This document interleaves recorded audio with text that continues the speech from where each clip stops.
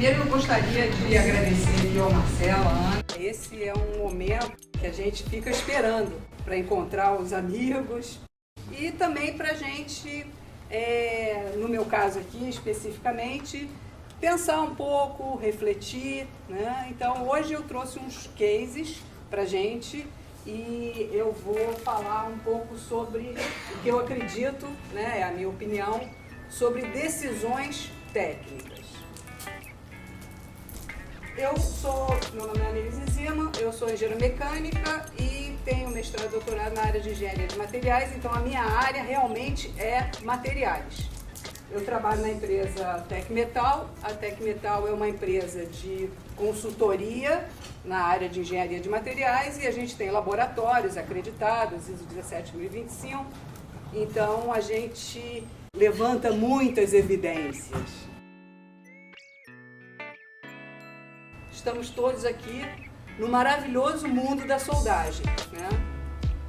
Indústria 4.0, inteligência artificial, banco de dados, big data, soldas perfeitas, parâmetros monitorados, quem sabe daqui a pouco controlados, e tudo de bom. E quando não está tudo bem? Quando a gente tem alguns probleminhas.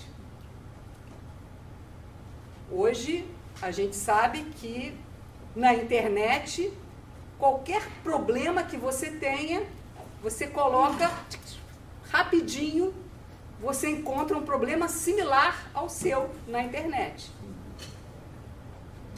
Isso quer dizer que a gente está sempre a um toquezinho da solução? Será? Não, né?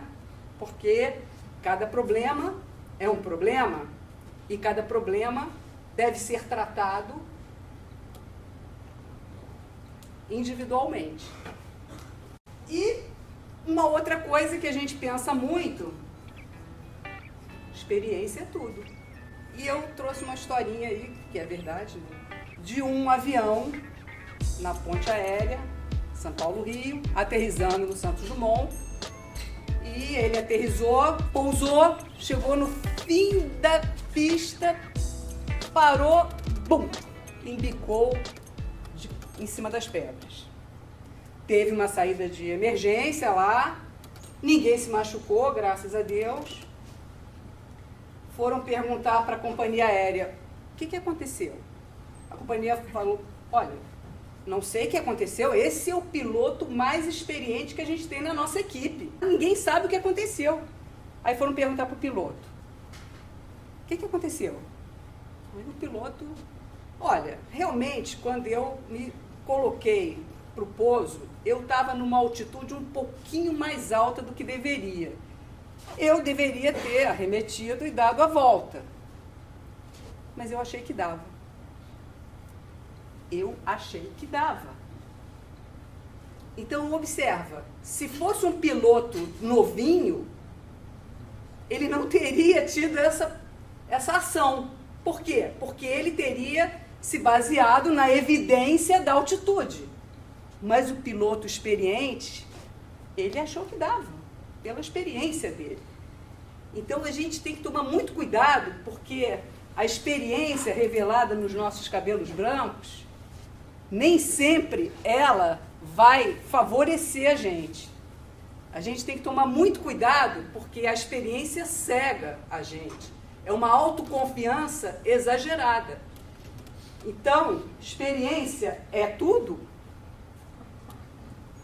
Para mim, experiência é importante, mas não é a experiência evidente nos cabelos brancos. É a experiência que leva a evidências. Então, quando a gente tem evidências nos experimentos que a gente faz, a gente deve observar essas evidências e tratar essas evidências para que a gente tome decisões. A gente não deve desprezar as evidências apenas porque a gente acredita que sabe. Então, para mim, a palavra de ordem é análise crítica. A gente precisa sempre buscar entender o que está acontecendo, o que é um problema, para que a gente possa fazer uma análise crítica e tomar uma decisão. E essa decisão que a gente vai tomar também não pode vir de evidências rasas. A gente tem que se aprofundar. E se aprofundar é ter o conhecimento. O conhecimento permite que a gente se aprofunde e encontre para cada problema a causa do problema. E somente sabendo a causa do problema, a gente pode chegar a uma solução. A gente tem que tomar muito cuidado para não tratar sintomas de problemas sem achar a causa e buscar experiências passadas, e sim a gente deve buscar evidências reais que a gente está levantando no próprio problema. E eu trouxe alguns cases para ilustrar isso que eu estou falando. Obviamente, são cases onde a metalurgia ela vai aflorar.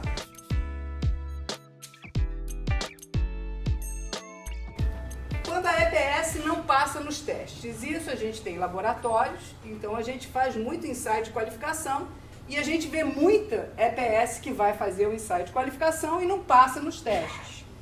E as pessoas, bom, então retesta. Aí você retesta, não passa. Retesta, não passa. Solda de novo, não passa.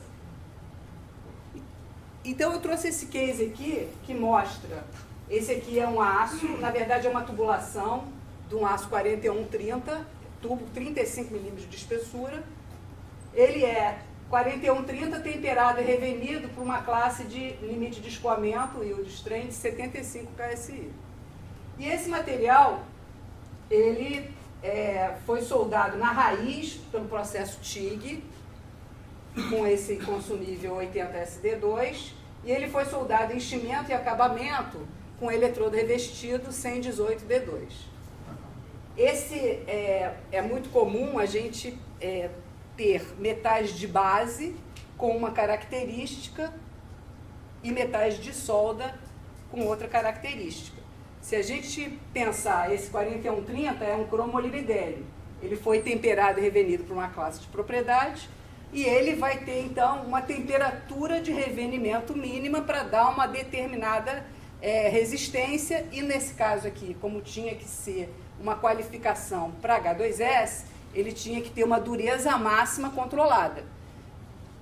E eles usaram os eletrodos D2. D2 é um manganês molibdênio, ou seja, é uma família diferente de elementos de liga para dar a mesma propriedade, ou uma propriedade um pouco maior aqui, sem resistência, tá? Tensão limite de resistência 100, tensão limite de resistência 80, aqui é tensão limite de escoamento 75. Foram feitos os ensaios Charpy no metal base, na ZTA e na solda. E na solda, o Charpy não passou. O requisito era 27 Joule a menos 18. Não passou no centro da solda, foi feito o reteste, não passou. E agora? Adianta soldar de novo? Adianta trocar o consumível? Adianta trocar o fornecedor do consumível?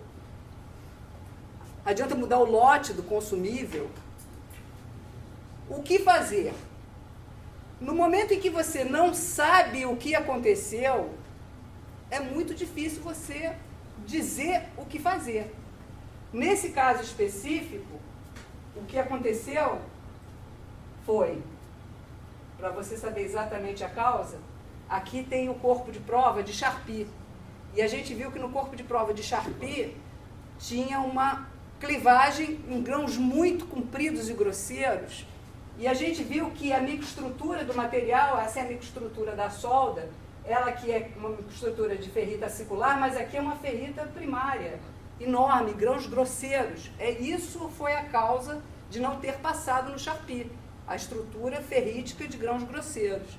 E por que você não teve um Charpy adequado aqui? Por que você formou essa estrutura ferrítica de grãos grosseiros? A gente sabe que essa estrutura ferrítica, ela aconteceu por uma recristalização. E essa recristalização só pode ter acontecido depois da soldagem. e quando você vai investigar, você vê que o tratamento térmico que foi feito de 12 horas a 640, porque foi feito um tratamento térmico de alívio de tensões com base no material de base. Só que o consumível, ele não tinha cromo, o consumível é manganês molibdênio. Então o consumível ele não tem essa resistência ao revenimento, como o metal de base, que é cromo molibdênio, tinha. Então, o que aconteceu é que o tratamento térmico que é feito para o metal base, que tinha um revenimento alto, não é adequado para o consumível. Isso é muito comum acontecer, você usar uma família de consumíveis, de elementos de liga para o consumível, que é diferente da família de elementos de liga do metal base. Então você tem que tomar muito cuidado com os seus tratamentos térmicos e você tem que tomar muito cuidado, principalmente, com as suas temperaturas de tratamento térmico. Você trabalha para ter uma dureza máxima controlada, então você tem que revenir alto, aliviar alto, você trabalha para ter um Charpy bom, e o Charpy bom, às vezes as pessoas pensam, como eu vou conseguir baixar o Charpy dando um alívio de tensões muito longo? Às vezes as pessoas não se tocam, às vezes a pessoa pensa, quanto menos alívio, mais frágil o material vai ficar. Mas nem sempre isso acontece, e essa é a grande evidência. A gente vê uma evidência microestrutural que explica rapidamente por que você teve um comportamento num ensaio de Charpy, no caso. Ou seja, você só pode saber qual é a alternativa para o problema se você souber qual é a causa do problema. Então, na hora que você sabe qual é a causa, você pode dizer, você tem que controlar, então, o máximo tempo do seu tratamento térmico não pode ser 12 horas. Né? Normalmente o pessoal qualifica com o menor tempo e com o maior tempo. E o pessoal pensa no maior tempo porque podem existir reparos, e nos reparos talvez você tenha que dar 2 tratamentos térmicos ou 3 tratamentos térmicos. Então, se você der um tratamento com 3 horas, aí você vai dar o outro com 12 horas, porque você pensa, olha, eu posso ter mais 3 reparos e eu ainda vou estar seguro de não ter acontecido nada. Então, você começa a avaliar o que você fez e você muda e cria alternativas. Então, é muito importante entender que se você não souber a causa, você não tem como ter uma decisão técnica e tratar o seu problema.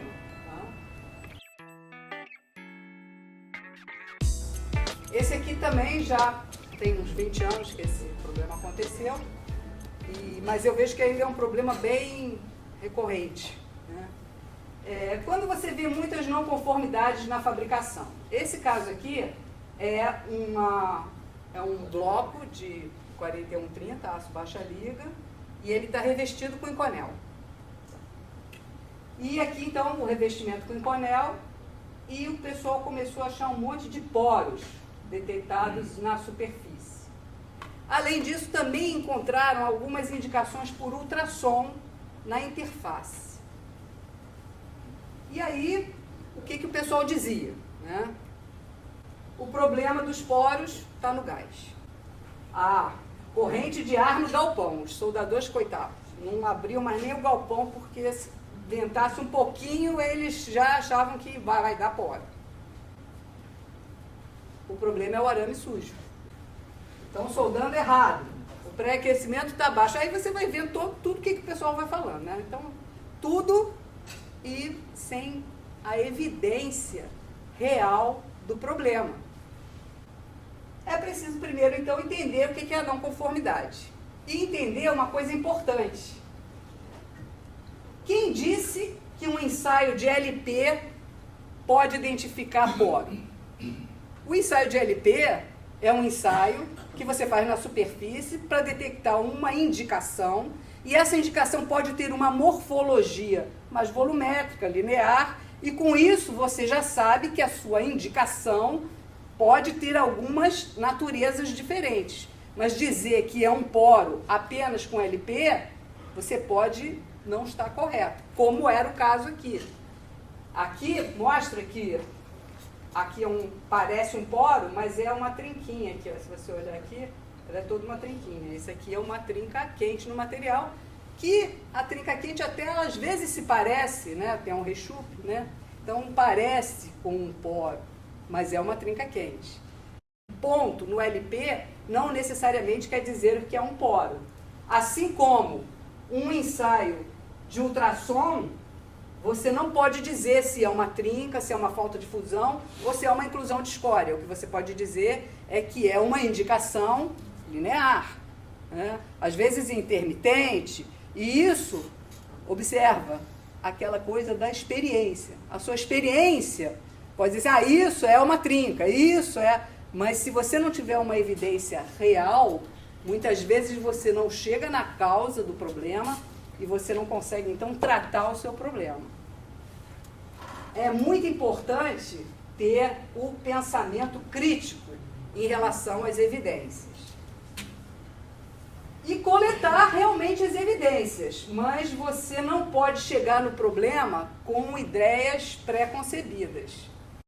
Senão acontece isso aqui, os ensaios de LP mostravam indicações pontuais dispersas, os soldadores ouviam que o problema estava na proteção gasosa e não deixavam nem abrir a porta do galpão. Os ensaios de LP de ultrassom mostravam indicações lineares na interface entre o revestimento e o metal base. Os soldadores ouviam que o problema era a falta de fusão e, naturalmente, aumentavam a corrente de soldagem porque o problema era uma falta de fusão. Mas o problema era uma trinca quente. E o problema de trinca quente era porque o material base ele era mais sujo. E quando você tem um material mais sujo, você tem que evitar a diluição. Você tem que minimizar as penetrações. Só que os indícios levaram os soldadores a ter uma ação totalmente contrária ao que deveria ter acontecido. E isso fez com que, enquanto no início os problemas eram pequenos, quanto mais eles tentavam, pior era o problema. E chegou a ponto de, nessa fábrica, 100% das soldas tinham problemas. 100% das soldas tinham retrabalho. E o pior, o retrabalho acontecia várias vezes, sendo que essa peça, 4130, com o Inconel, exige tratamento térmico de alívio de tensões. Então, já tinha sido soldado 5 vezes as peças. Porque quanto mais o camarada achava que estava resolvendo o problema, pior o problema ficava. A gente tem que coletar as evidências e a gente tem que entender muito bem qual é a causa para você poder tomar uma ação. Nesse caso aqui, quando eu fui chamada lá, a primeira coisa que eu fiz, observação. Entrei na peça, que a peça era grande, entrei na peça e fui olhando, e a olho nu já dava para ver, esse aqui é um colo, né? Aqui é bem na superfície, mas lá dentro tinha, bem próximo da interface, tinha essas ilhas aqui, porque o processo era pulsado. Então, como o processo era pulsado, você vê, a penetração era tão grande que no pulso ele tinha as gotas lá dentro do material. Então, isso aqui eram gotas dentro do material. E quando eu fiz uma pequena réplica metalográfica, que era simplesmente dar uma lixada e acetato, e olhando no microscópio, trinca de liquação. Então você vê que aqui é a interface, e aqui você vê as trincas pegando impurezas no material, trinca de liquação. Então, com isso, olhando o que eram os defeitos, que não eram poros de fato, e olhando que aquela impureza vinha do material base, foi muito fácil tratar. Óbvio que demorou uns 6 meses para a gente chegar de novo no defeito zero, porque como você tinha que colocar muito baixa energia para soldar, os soldadores ficavam uma solda feia, e o soldador não queria saber da solda feia. Então, às vezes você mandava ele botar aquilo e olhava de costas, daqui a pouco ele tinha aumentado a corrente, porque ele não conseguia ver aquela solda feia, né? E precisou, os primeiros spools irem para a usinagem e voltar sem defeito, para eles acreditarem que a primeira camada de solda tinha que ser com baixa energia, né? Justamente para evitar a diluição. Então, essa é a questão. O problema iniciou com uma peça que era muito grande e o forjado, ele tinha 2,5 metros, estava próximo do limite da capacidade da forjaria. Tinha umas regiões dele que estava como se fosse um fundido, não estava exatamente bem forjado. E aí o problema começou com esse spool grande, mas como o pessoal começou a adotar técnicas de grande penetração, acabou que espalhou por tudo e eram trincas nas mais diferentes condições, né? Trincas que pareciam poros, né? Ou seja, quando você sabe qual é a causa, fica mais fácil você saber o que fazer. Nesse caso, a solução foi impor condições de aporte controladas para cada geometria da peça. Porque também tem isso, né? Como é um processo de revestimento, o processo de revestimento depende muito da troca de calor. Então, se você está num colo interno, que você tem mais troca de calor, é diferente de você estar numa quina, que tem menos troca de calor. Então, tinha que criar condições específicas, parâmetros de soldagem específicas para cada colo. E com isso voltou e chegou no zero defeito. Então, precisou uma análise que nesse caso foi feita com uma réplica metalográfica. Foi o suficiente para entender o que era aquele problema.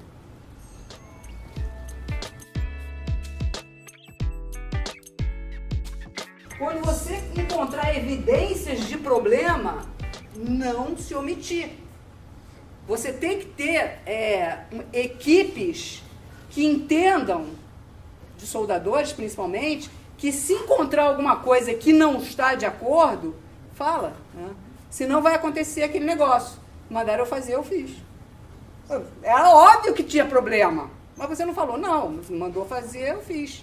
Nesse caso, quando o camarada foi soldar isso aqui, com essa espessura de parede aqui, para fazer um groove aqui, encher de inconel, era óbvio que aquela espessura de parede ali não ia resistir, ia fundir o material. E se você tem um material dissimilar e você vai fundir isso aqui tudo, vai acontecer isso. Você vai ter defeito ali, era uma coisa que era óbvia. Por que você, em vez de usar esse tipo de colo, você não usou esse aqui? Bastava você remover tudo e encher tudo, porque encher isso aqui ou encher isso aqui é a mesma coisa, em termos de, né, ainda mais que você usa o equipamento automático, né? E isso aqui significa que o camarada encheu, aí ele foi lá, deu o tratamento térmico de alívio de tensões, usinou, e isso aqui ele pegou, que vocês podem ver aqui, isso aqui é LP, né? Ele pegou na etapa final, após usinagem, depois do tratamento térmico, quando era óbvio que ia dar o problema. Então, não se omitir e garantir que a sua equipe também não vá se omitir. Os soldadores, eles têm que ter a tranquilidade de poder falar com um supervisor e isso não vai dar certo. Porque era óbvio que não ia dar certo. E um soldador saberia isso. Mas a gente não é bem o que a gente encontra. Isso aqui, por exemplo, né? O camarada soldou tudo. Aí era óbvio que aqui não tinha material suficiente, né? O que o cara devia ter feito? Devia ter ido ali dentro, dado uma esmedilhadinha e colocado mais uns cordões aqui nessa direção. Aí o que aconteceu? Depois que ele fez todo o alívio de tensões e a usinagem de tudo, ficou faltando ali material. Era óbvio que ia faltar material, né? Tanto que essa foto aqui mostra, né? Poxa, vai volta lá. Não vai dar problema não. Tá? Então não se omitir. Você tem que ir, né?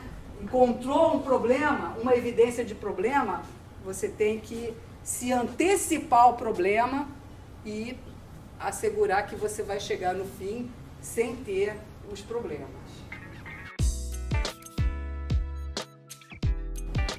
E quando aparecem algumas descontinuidades muito pequenas, a gente pode desprezar. Esse caso aqui é um caso que foi feita uma restauração numa peça de alta resistência, usando um consumível, até bastante comum aí no mercado, para restaurar. Esse material aqui é um 4130 e ele estava sendo restaurado por um processo TIG automático com um consumível similar ao metal base. Só que o consumível, como esse processo é um TIG automático, ele usa bobinas, né? E essas bobinas são muito comuns para MIG e não para TIG. Só que na MIG, né, material é aço baixa liga, você sempre coloca o quê? Alguns elementinhos desoxidantes para você conseguir desoxidar a sua poça de fusão, porque você vai trabalhar com um gás que tem alguns gases ativos, né? Já na TIG você trabalha com o argônio, então você não precisa desoxidar a sua poça. Mas aqueles elementos, silício e manganês, que você colocou lá para desoxidar, se você não usar na desoxidação, eles vão ser incorporados na sua solda, na sua composição química. Só que esses elementos são elementos que conferem temperabilidade ao material. Como ele confere temperabilidade, o que acontecia? Ele vinha trazendo, aí daqui a pouco, dava uns porinhos. E o pessoal falava assim, não, é só um porinho, é só um porinho. Só que esses porinhos, eles estavam associados com microestruturas de altíssima dureza. Por quê? Justamente porque aquelas regiões eram regiões onde você estava tendo segregações de manganês e silício. E aí o material, esses porinhos, na verdade, davam trincas no material.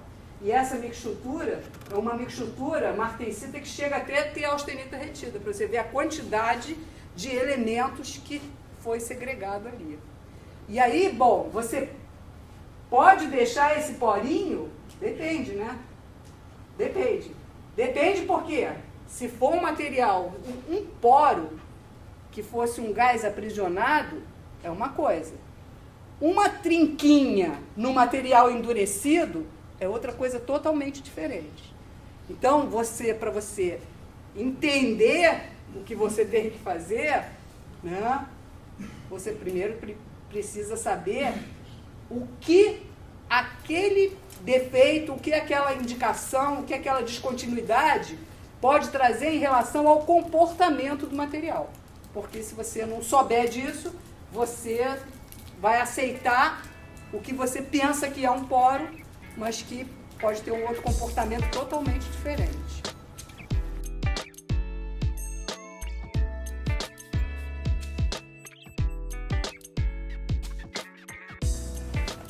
E quando aparecem não conformidades depois da entrega?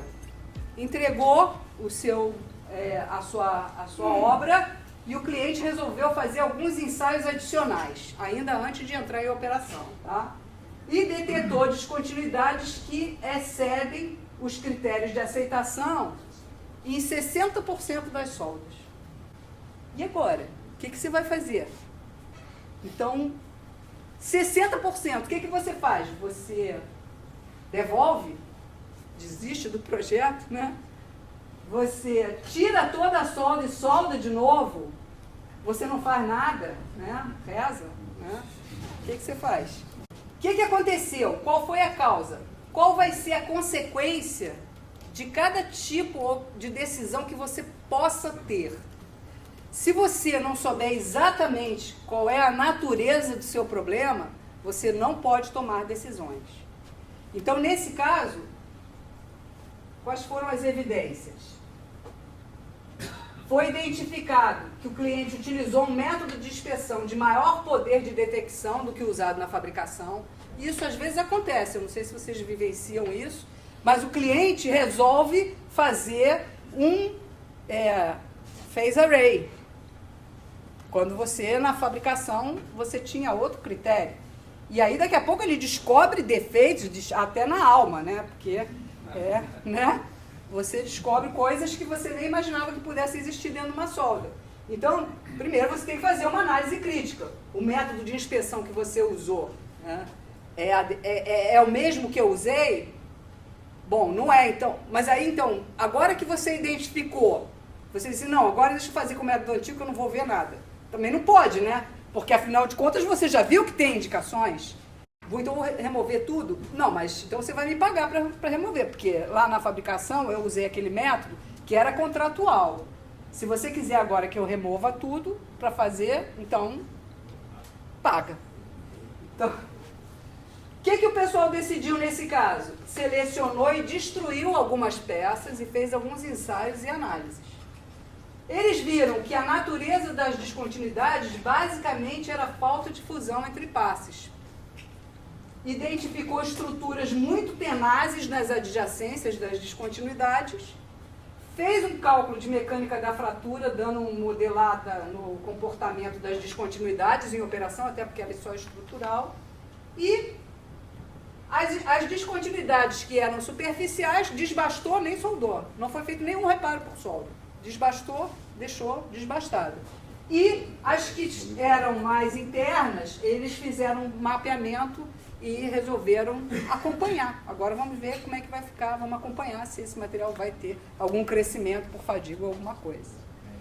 Mas isso você só sabe se você conseguir identificar qual é o seu problema, identificar quais são as características que você tem e pensar em como aquilo vai ter de efeito no comportamento do material posteriormente.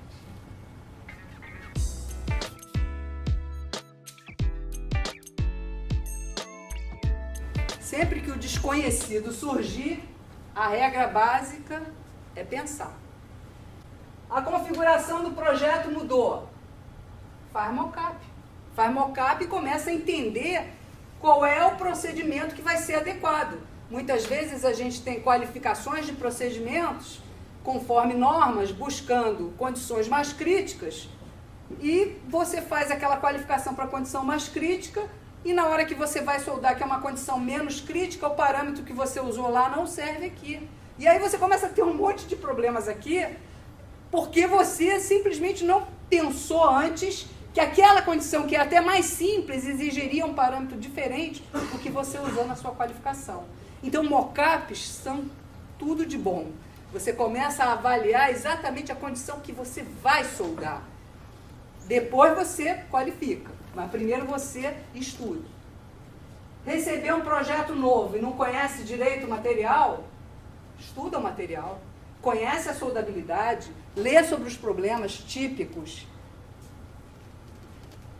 Algo não deu certo na qualificação ou na fabricação? Investiga, entende as causas e toma decisões baseadas em evidências e não baseadas na nossa experiência dos cabelos brancos ou mesmo na experiência de outros na internet. Tá? Busca entender o problema e atuar com base em evidências. E quando você tem um problema, você precisa parar e pensar para entender o que causou o problema. Buscar as evidências que comprovem a sua teoria, trabalha numa solução assertiva e você vai ter 100% de chance de dar certo. E não tentativa e erro. Então, a minha dica é essa. Tá?